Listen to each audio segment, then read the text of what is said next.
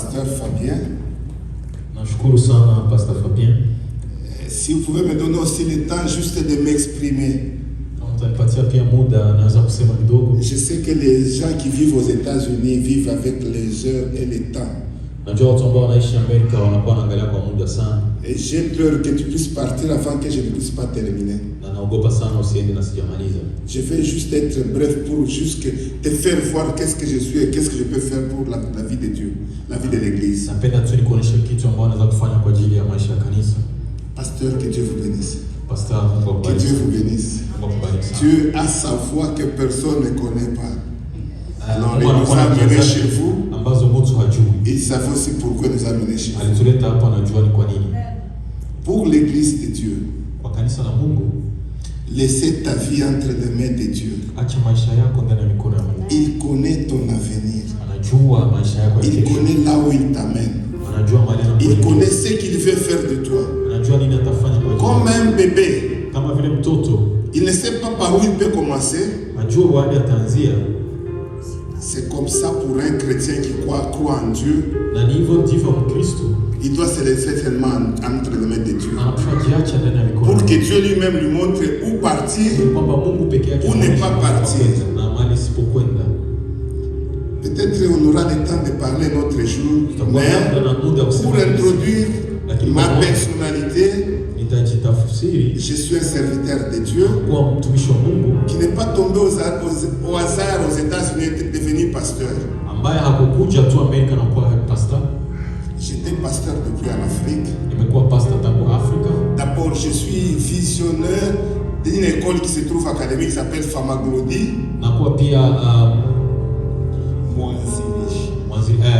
Je suis visionnaire d'une école qui s'appelle Famaglodi. Qui porte mon nom, ça c'est famille Albert Makila qui rend gloire à Dieu. Et c'est une église qui a maintenant plus de 20 ans académie. Plus de 20 ans académie. Quand je suis arrivé au Kenya, je suis associé à plusieurs visions que j'ai fait un peu toucher par-ci par-là. J'étais associé à la vision de commencer l'église World Church of God in Kangemi. Avec Pasteur James. Nous avons laissé là-bas. Nous étions encore associés à commencer le ministère de Restore Hope Ministry. Donc ça c'était pour seulement restaurer les gens qui venaient de l'extérieur du Kenya, chercher à les restaurer dans la vie normale. C'était un ministère chrétien, on pouvait enseigner la Bible et enseigner certaines langues. J'étais encore visionnaire et associé à l'église qui s'appelle Christ My Lord Ministry. Et après, j'étais encore associé et aidé à la croissance de l'église Tabibu Ministry à Nairobi.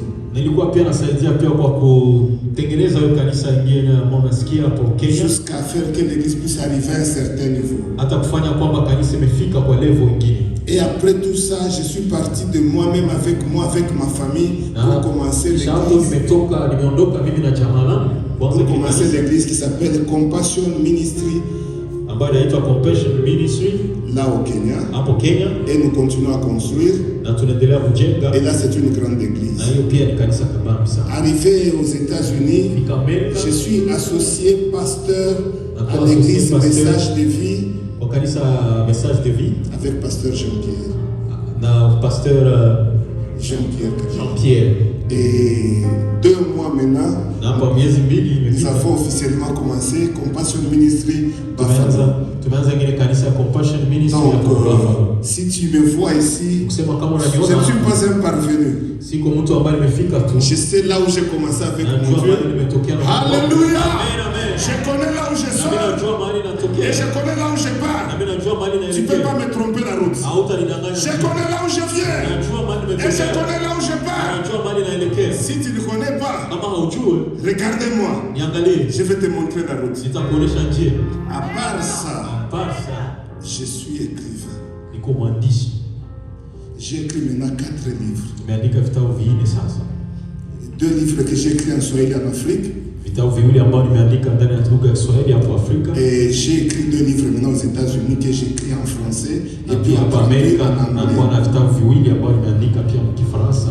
Ici j'ai amené seulement les derniers livres que j'ai amenés. Na hapa nimeleta vitabu vya mwisho ambavyo nimeandika. Celui qui parle né dans la brousse, mourir au palais. Inasema kwamba umezaliwa ndani ya vijiji, umekufa ndani ya nyumba ya shima. Si les gens des États-Unis pouvaient accepter des séminaires, un jour je pouvais venir pour un séminaire seulement. Kama watu wangekubali kufanya seminaire, siku moja ningekuja juu ya kufanya seminaire kwa ajili ya. Mais les gens des États-Unis sont vraiment. Lakini watu wa Amerika wanakuwa na vitu vingi sana. Amen. Amen.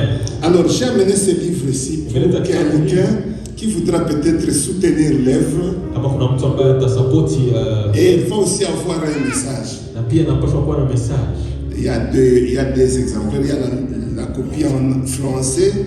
Kuna kwa copie ya French. Et il y a une copie en anglais. Na kuna kwa ingine ya Kiingereza. En anglais, il dit que born in the bush, made it to the palace. Zaliwa ndani ya pori kama anakufia ndani ya nchi ama nyumba. Basi alors donc ça c'est la copie en anglais, born in the bush, ya Kiingereza, made it to the palace.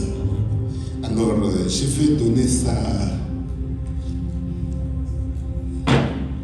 maman, à mon ami pasteur. Si vous avez besoin de ça, vous voyez juste, venez les rencontrer là-bas. Moi, je ne vends pas. Si tu as $10, prends les livres. Si tu as $5, prends les livres. Si tu as $20, prends les livres. Si vous dites, kama unakuwa na $10 kamata, kama unakuwa na $5 kamata, kama unakuwa na $1 moja kamata. Je vais lire la parole de Dieu. Nasoma neno la Mungu. Moi, j'aime quand je lis la parole de Dieu. Comme les gens respectent les drapeaux. Kama vile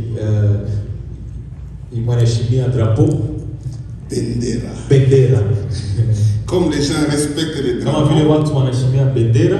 J'aime toujours que les gens respectent la parole de Dieu. Napenda watu waheshimie neno la Mungu. Donc je demande toujours aux gens quand je vais lire la parole de Dieu que les gens se mettent debout. Wakati tunasoma neno la Mungu watu wasimame. Oui, j'étais au Kenya. Nimekuwa Kenya. Si on fait monter les drapeaux, kama wanapandisha bendera, toi tu passes. Unapita, tu vas dormir au cachot ce jour. Utalala ndani ya jela siku ile. Donc seulement toi tu passes parce que les gens faisaient monter les drapeaux. Sababu umepita na watu wanapandisha drapeau.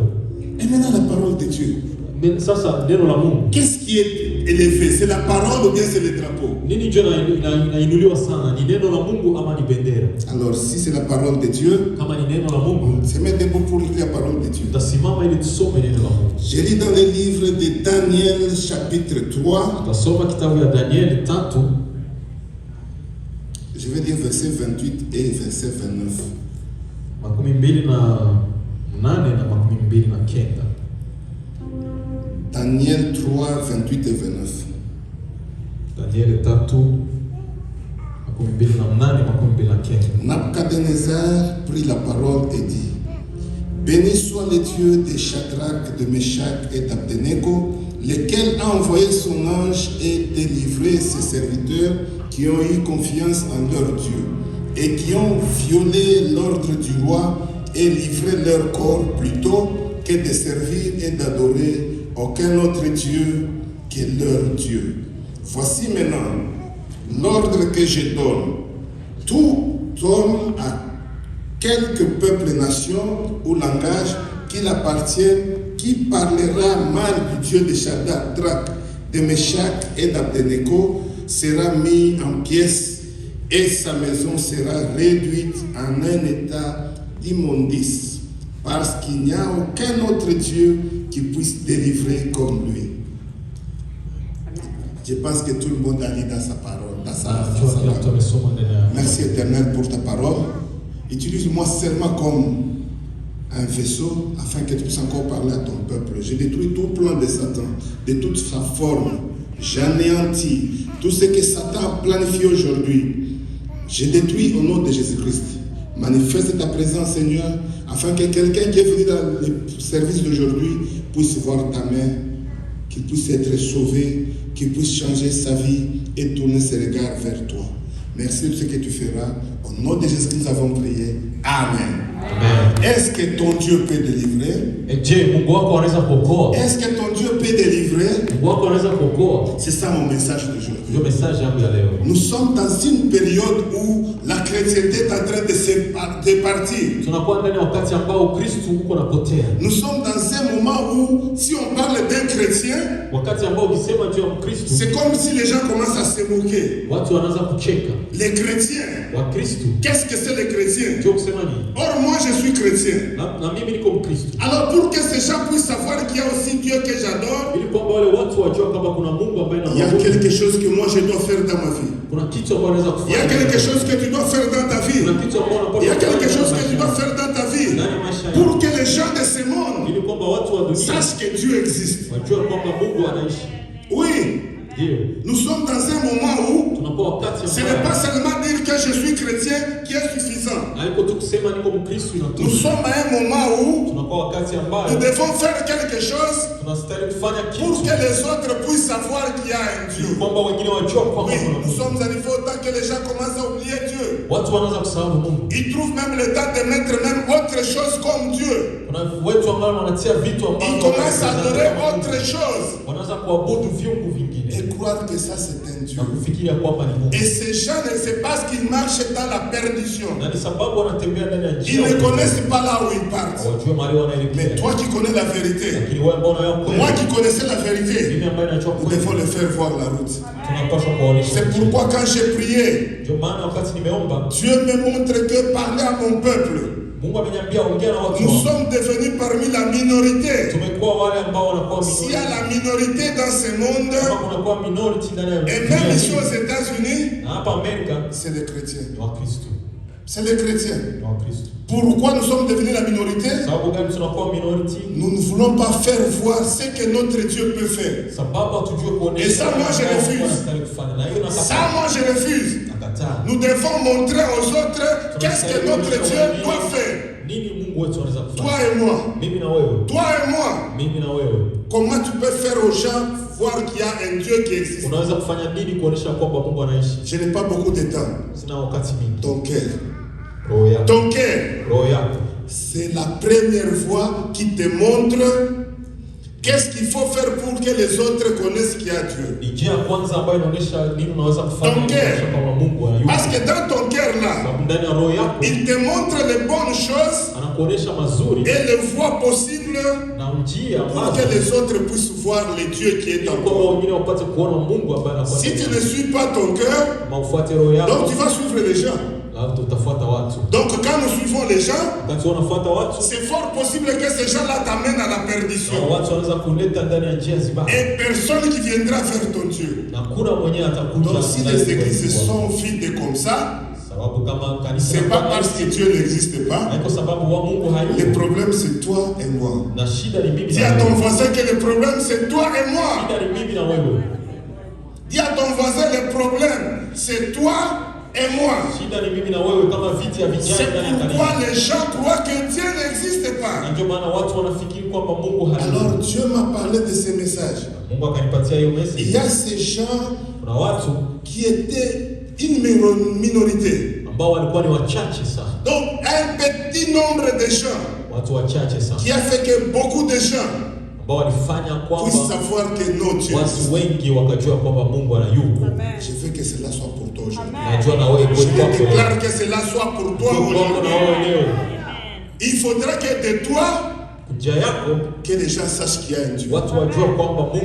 À partir de toi, à partir de toi, que les gens sachent qu'il y a un Dieu. Alors ces gens, ils ont été invités à adorer un Dieu qui n'existait pas. Un Dieu qu'on pouvait toucher avec les mains comme ça. Un statut. Et ces gens ont dit non.